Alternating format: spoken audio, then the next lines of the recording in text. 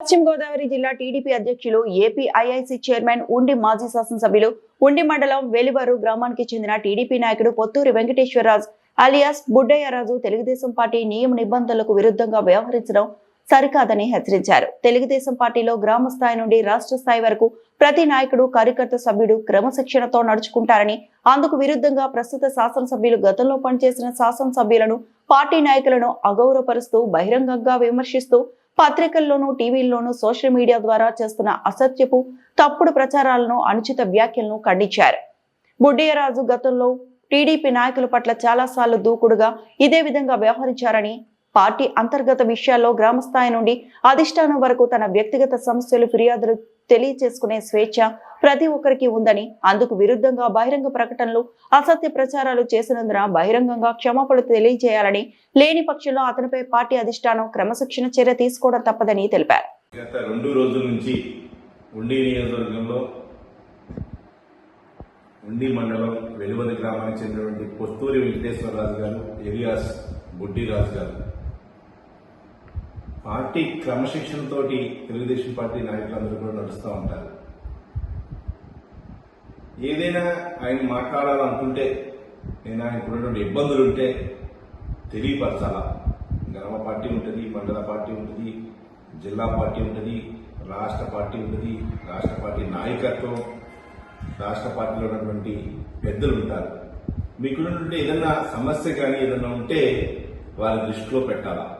అట్లా కాకుండా మీరు అనుచితమైన వ్యాఖ్యలు ఇప్పుడున్నటువంటి శాసనసభ్యుల మీద కానీ, గత పనిచేసినటువంటి తెలుగుదేశం పార్టీలో శాసనసభ్యుల మీద కానీ, అదేవిధంగా అధికారుల మీద కానీ, నాయకుల మీద కానీ మీరు దుర్భాష ఆడటం జరుగుతూ ఉంది.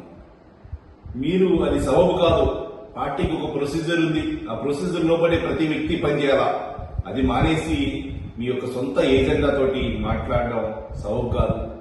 ఒకరోజు ఒక వ్యక్తి, గతంలో చాలా వీడియోస్ మీ ఉన్నాయి, ఒకరోజు ఒక వ్యక్తి మంచివారంటారు, ఇంకొక రోజు ఇంకొక వ్యక్తి మంచివారంటారు, ఇంకో రోజు ఇంకొక వ్యక్తి మంచివారంటారు. అంటే మీకు నచ్చినట్టుగా నాయకుడు పనిచేయాలనేది కరెక్ట్ కాదు. ఏదైనా సమస్య ఉంటే, మీకు సంబంధించినటువంటి ఏమైనా ఉంటే పార్టీ హైకమాండ్ దృష్టిలో పెట్టాలా. పార్టీ నిర్ణయించినటువంటి కమిటీలు ఉన్నాయి, దాని దృష్టిలో పెట్టాలా. అట్లా పెట్టకుండా మీరు మీ ఇష్టం వచ్చినట్టుగా మీడియాకి ఎక్కితే మీపై క్రమశిక్షణ చర్యలు తీసుకోవడానికి పార్టీ వెనకాడదు. కాబట్టి మీరు వెంటనే మీరు మాట్లాడినటువంటి అన్ని కూడా వెనక్కి తీసుకోండి. అదేవిధంగా మీకు ఏదైనా సమస్య ఉంటే ఒక పేపర్ రూపంలో కానీ, పార్టీ హైకమాండ్ ద్వారా కానీ, పార్టీ నాయకత్వంలో ఉన్న నాయకులకి తెలియచేయాలని చెప్పి మీకు ఈ యొక్క వీడియో ద్వారా కానీ, ఈ యొక్క మీడియా ద్వారా కానీ తెలియజేసుకుంటున్నాం. ముఖ్యంగా మీరు పార్టీ లైన్ దాటుతున్నారు. పార్టీ క్రమశిక్షణ కలిగినటువంటి పార్టీ తెలుగుదేశం పార్టీ. ఆ యొక్క పార్టీ క్రమశిక్షణకు లోబడి మాత్రమే పనిచేయాలా.